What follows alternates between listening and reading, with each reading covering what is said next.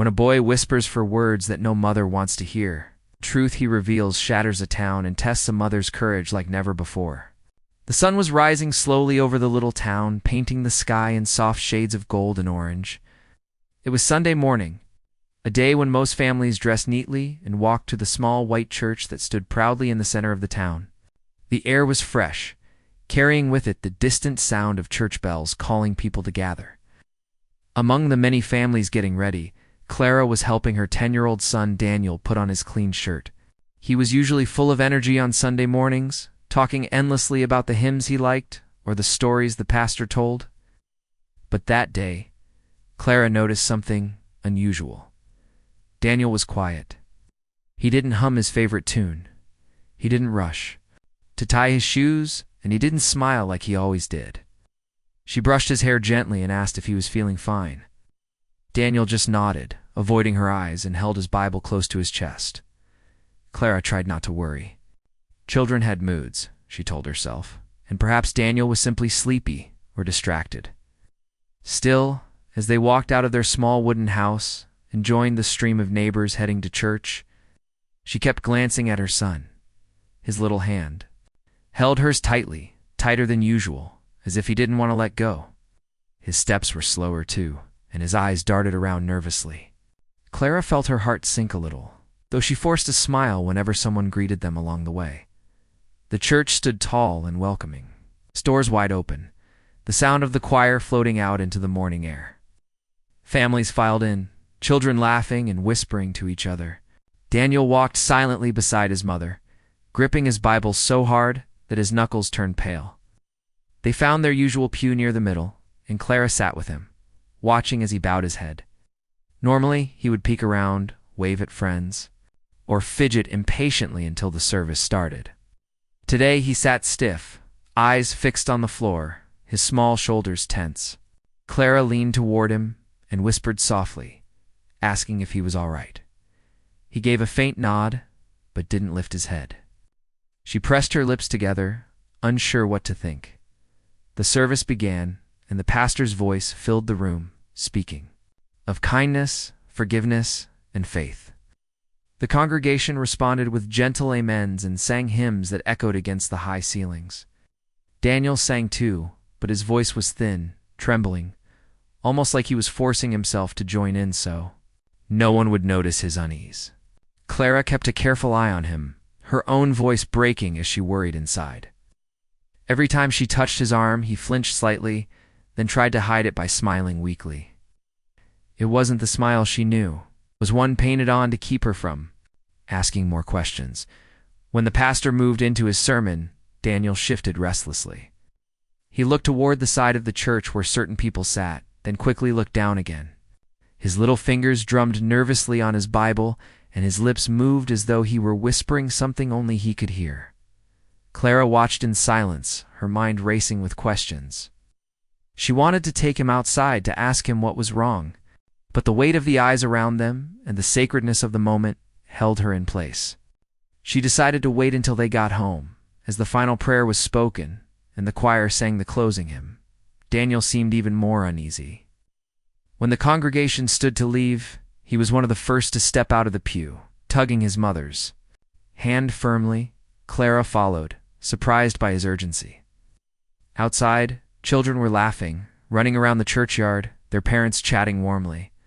Daniel didn't stop to greet anyone. He pulled his mother straight toward the narrow road that led home.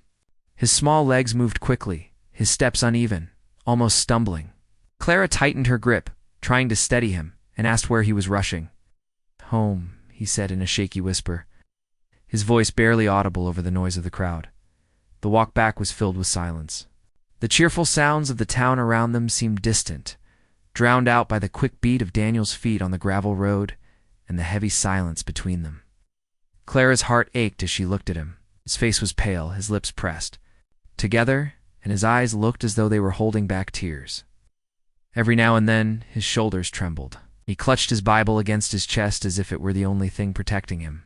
She wanted to stop and hug him, but he seemed desperate to reach home. So she let him lead the way. When they finally reached their small house, Daniel rushed inside, his steps echoing on the wooden floor. Clara closed the door behind them, her worry growing heavier with every passing second. She found him sitting on the edge of his bed, the Bible still in his hands, his little body trembling. He looked so small, so fragile, as if carrying a burden far too heavy for his age. Clara's heart broke at the sight. She sat beside him slowly, careful not to startle him, and placed a gentle hand on his shoulder. "Daniel, sweetheart," she whispered, "what's wrong? You can tell me." He didn't answer immediately.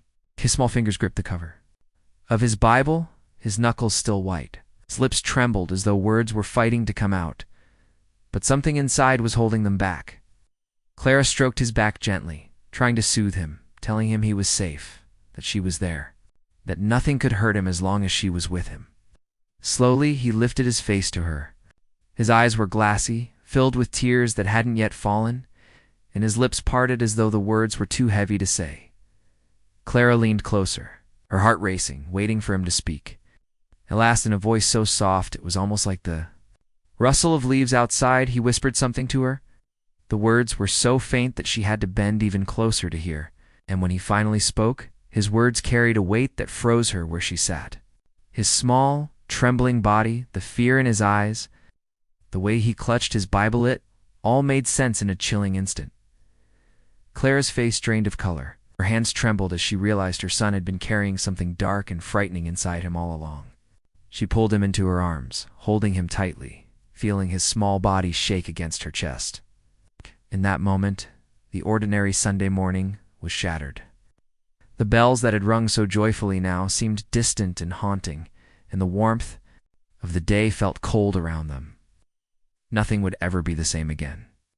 Clara rocked her son gently, whispering that she was there, that he was safe.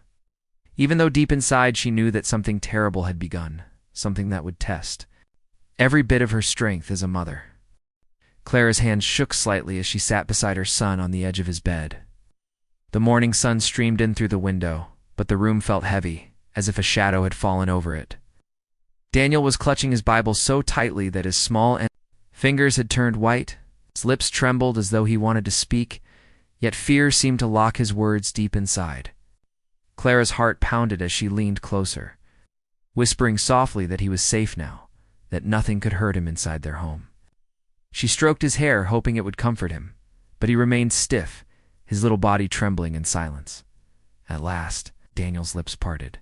He leaned toward his mother, his breath warm against her ear, and whispered for words that broke the quiet of the room. "He touched me, Mom." Clara froze, the words striking her like a blow. For a moment she could not breathe, could not move. Her face turned pale, and her eyes widened with shock. The world around her seemed to vanish, replaced by those 4 words echoing inside her head. She pulled back slightly, searching her son's face, hoping she had misunderstood. But the tears brimming in his eyes, the fear trembling in his voice, told her she had heard him right. Her heart sank, as though a great weight had been tied to it. She cupped his face in her hands, her voice breaking as she asked what he meant. Daniel's eyes flickered away, filled with shame and confusion. He did not want to say it again, did not want to relive it. He looked down at his small hands, twisting them together nervously, before whispering that it happened in the church.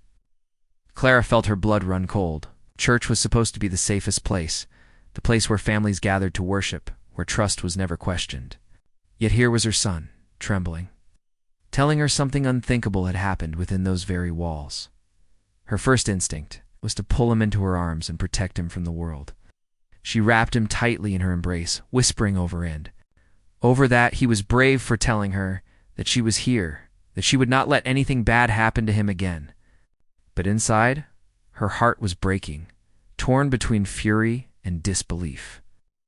How could someone have dared to harm her child in a place she trusted completely? How long had Daniel been carrying this fear inside him, too scared to tell her? Clara gently pulled back, brushing the tears from his cheeks, and asked who had done this to him. Daniel hesitated, his small body trembling even more. He bit his lip, as though the name itself was too heavy to speak. Clara rubbed his back soothingly, telling him that it was all right, that he could tell her, that nothing bad would happen to him for speaking the truth. Finally, with a shaking voice, Daniel whispered a name. The sound of it made Clara's stomach turn. She knew the man. He was someone respected, someone people trusted, without question. The thought of him hurting children was unthinkable. Yet here was her son, whispering his name with tears running down his face. Clara's emotions battled inside her. Anger surged like fire, but fear followed quickly behind. What would people say if she spoke out? Would they believe her? Would they believe Daniel? The church was powerful in their community, and the man Daniel named was seen as someone beyond blame. Still, as she looked into her son's tear-streaked face, she knew one thing with certainty. She could not stay silent. She asked Daniel to tell her what had happened. Only if he felt ready. His voice was shaky, and at times he stopped completely, his throat closing up from fear. But slowly, in broken pieces, he explained that the man had been watching him for weeks. At first it was small things, uncomfortable touches on the shoulder. Standing too close, a hand resting too long on his back. Daniel had felt uneasy, but he didn't know how to tell anyone. He thought maybe he was imagining it. Maybe it was just kindness. But then the touches became different, secretive, and frightening.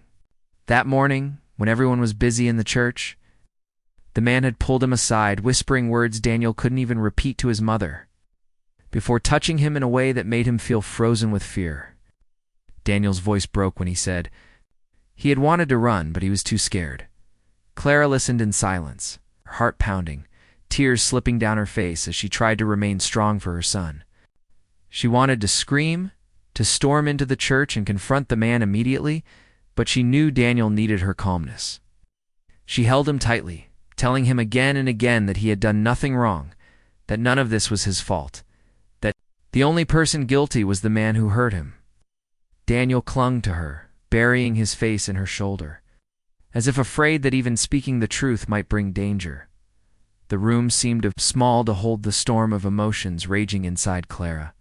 She felt rage like she had never known before, a deep fire that burned through every part of her. Yet beneath it, there was fear of what was to come, fear of the battles she knew lay ahead if she chose to seek justice. She knew how towns like theirs worked. People preferred silence over scandal. Many would tell her to keep it quiet, to protect the church's name, to forgive and move on. But how could she stay quiet when her son's innocence had been stolen? How could she let a predator walk free to hurt more children? She looked into Daniel's eyes, his little face red from crying, and she made a silent promise in her heart. She would not let this be hidden. She would not let anyone silence his voice.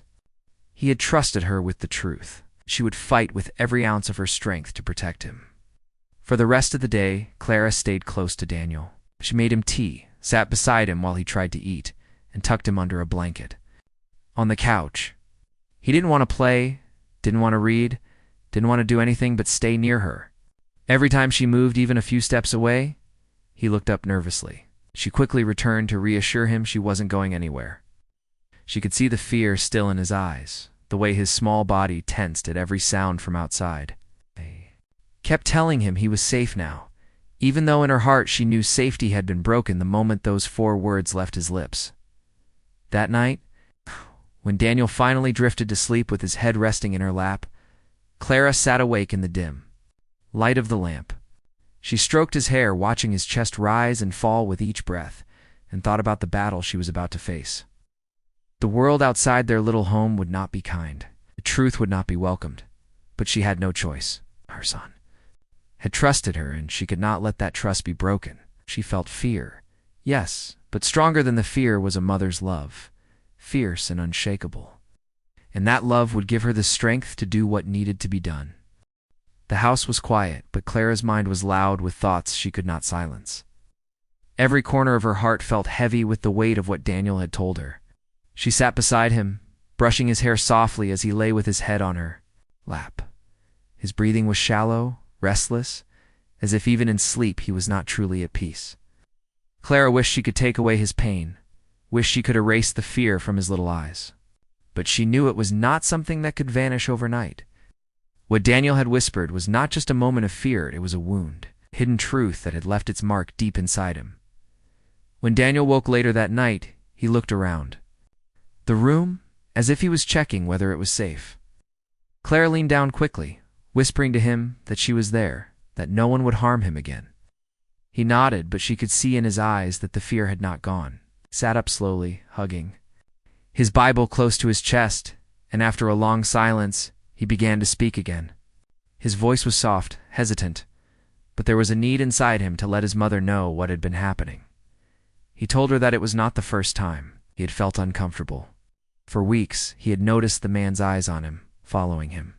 During church services, at first, Daniel thought maybe he was imagining it. Adults always said the man was kind, that he helped children, that he was a good and respected member of the church. Daniel wanted to believe that too, but something about the way he looked at him made Daniel's skin crawl. He had tried to stay close to other children, to sit nearer to his mother, but somehow, the man always found a way to come close. There were times when the man would pat him on the back or place a hand on his shoulder, lingering longer than necessary. Other times he would lean down and whisper things that Daniel could not understand fully, but the tone made him uneasy. Daniel said he had wanted to tell his mother earlier, but every time he opened his mouth, fear stopped him. What if she didn't believe him? What if the man found out and became angry? He was only 10 years old, and the world seemed so much bigger and stronger than him. Clara listened with tears in her eyes, her chest tightening with every word. She tried not to cry in front of him, but it was almost impossible. She asked him gently if anyone else had seen it happen, but Daniel shook his head. The man was careful, always waiting until people were distracted. That morning had been the worst. Daniel explained how the man had pulled him aside, speaking softly, telling him to stay quiet, and then touched him in a way that made him freeze. Daniel had wanted to shout, wanted to run, but his body would not move. His heart had pounded in, his chest, his hands shaking. All he could think of was getting back to his mother. When Daniel finished speaking, he lowered his head, ashamed, as if he had done something wrong. Clara immediately lifted his chin, forcing him to look into her eyes. She told him firmly that he was not to blame, not even a little bit. The wrong belonged only to the man who had hurt him. She repeated those words again and again until Daniel finally nodded, though she could still see doubt lingering in his eyes. It broke her heart to think that her son, so young and innocent, was questioning his own worth because of someone else's cruelty. Clara sat in silence after that, her mind racing. She thought about the church, about the people she had trusted, about how blind they all had been. This man, the one who had hurt her son, was seen as a role model in the community. People respected him, admired him, even invited him into their homes. The thought made Clara feel sick. If he had done this to Daniel, how many other children had suffered in silence too? The possibility made her fists clench. She could not bear the thought of more children going through the same nightmare, but she also knew the danger that lay ahead. If she spoke up, people might turn against her. The church had power, and many would refuse to believe such a respected man could do something so dark. They might call her a liar, accuse Daniel of making it up, or pressure her to stay silent for the sake of peace. Clara felt trapped between fear of being silenced and the fierce determination to protect her son. She had always been quiet, someone who avoided conflict, but this was different. This was her child's life, his safety, his innocence. She knew she had no choice but to fight. She spent the following days staying close to Daniel, watching over him as if every shadow could be a threat. He no longer wanted to go outside and play. He didn't smile as often, didn't laugh at the little things that used to bring him joy.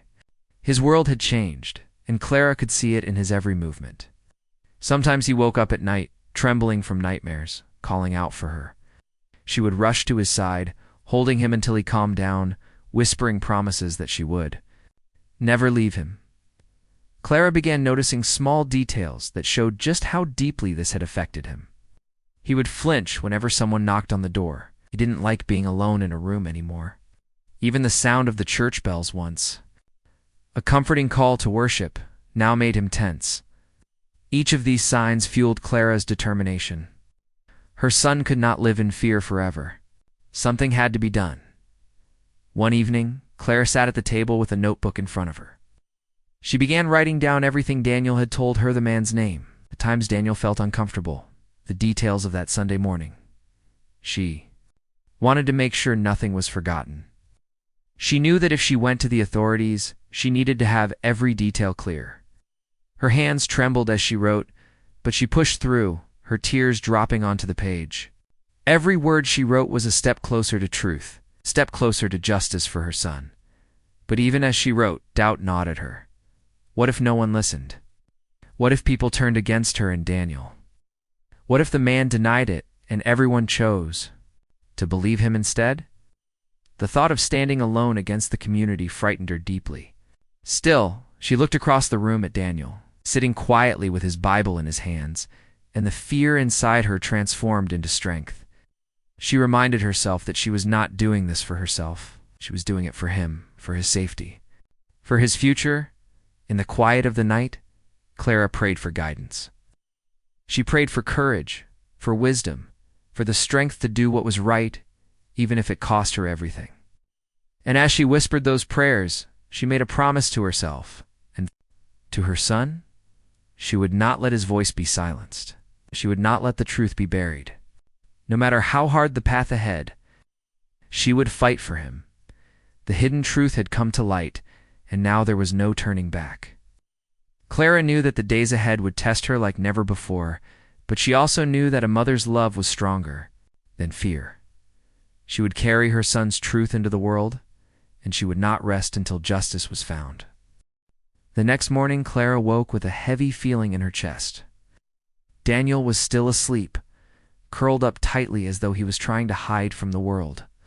She sat beside him for a moment, brushing a strand of hair from his forehead, and thought about what she had to do. The truth her son had shared was too serious to keep inside. She knew that if she stayed silent, the man who had hurt Daniel would continue to walk free, smiling in front of the community while hiding his darkness. That thought made her sick. But as much as she wanted to rush to the authorities immediately, she also knew how complicated it would be. People in the town trusted the man, respected him, even praised him. For many, the church was untouchable, and anyone who dared to speak against it was seen as a troublemaker. Still, Clara's decision was made. She could not allow fear to silence her. After making breakfast for Daniel, though he barely touched it, she took a deep breath and began. Making her first step, she went to a close friend from church, a woman she trusted, and told her what Daniel had said. At first, her friend's eyes widened in shock, but soon they filled with hesitation. She shook her head, whispering that Clara must be mistaken. "He would never do such a thing," the woman said firmly. "Everyone knows he is a good man, a man of God. Maybe Daniel misunderstood." Clara's stomach turned at those words. How could her friend doubt her child's pain so easily? Clara tried to explain, her voice shaking but firm. She repeated Daniel's words, described the way he trembled, the way he clung to her, but the woman only grew more uneasy. She warned Clara that bringing up such accusations could destroy their family's place in the community. She suggested keeping it quiet, handling it privately, for the sake of peace. Clara left her friend's house with tears burning in her eyes, realizing that the battle ahead would not be easy. Over the next few days, Clara tried speaking to others, hoping someone would support her. But most of the responses were the same. Some shook their heads in disbelief. Others frowned and told her she must be wrong. A few even warned her to stop spreading lies before she ruined her own reputation. Each rejection felt like a heavy stone thrown at her heart. She felt isolated, judged, and betrayed by the very people she thought would stand by her. But every time doubt began to creep in, Clara would look at Daniel. She would see him sitting silently by the window, avoiding the sunlight, his little shoulders hunched with fear.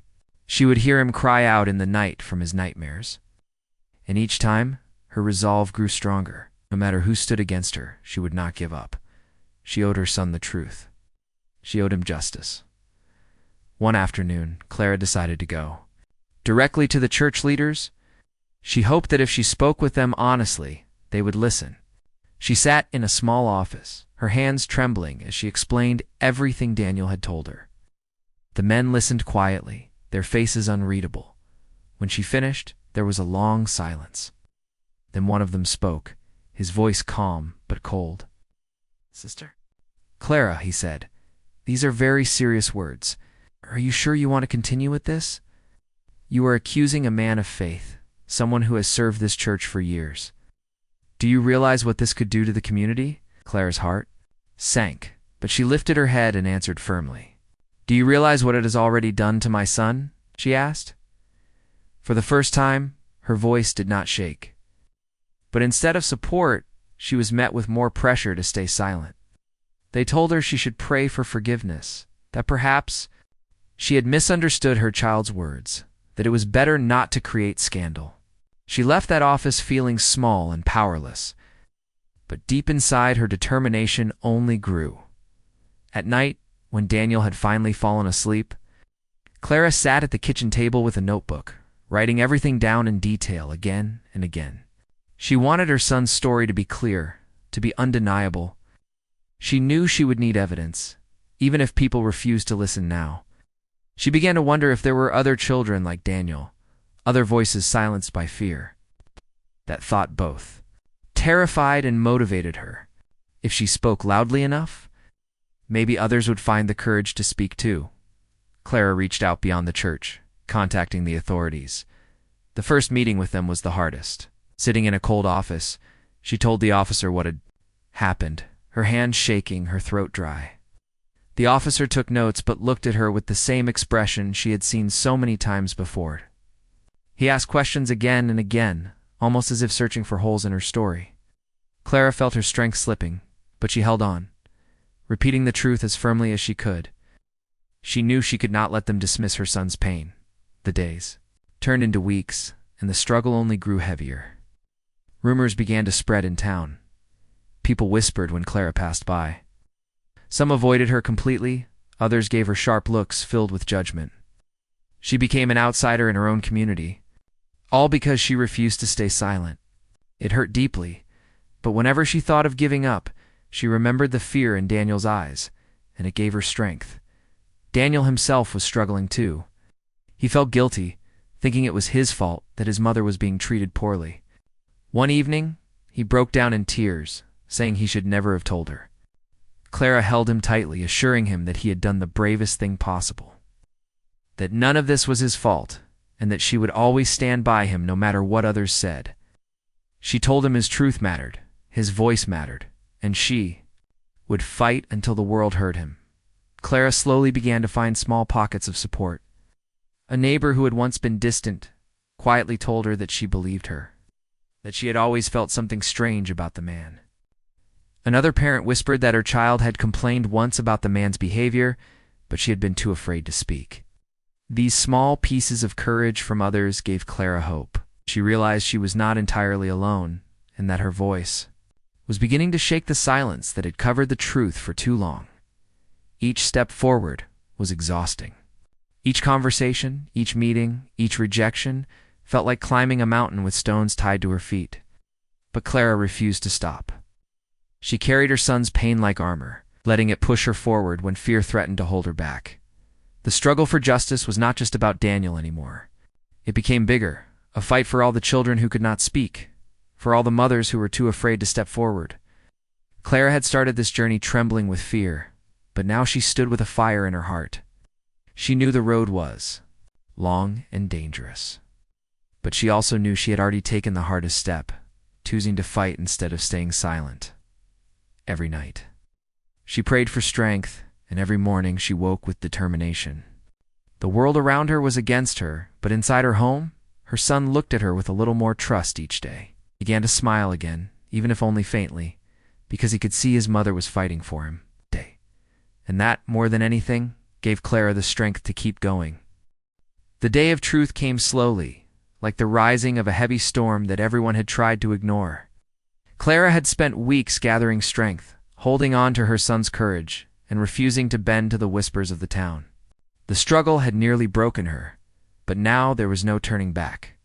She had given her word to Daniel that she would protect him, that she would fight for him until justice was done.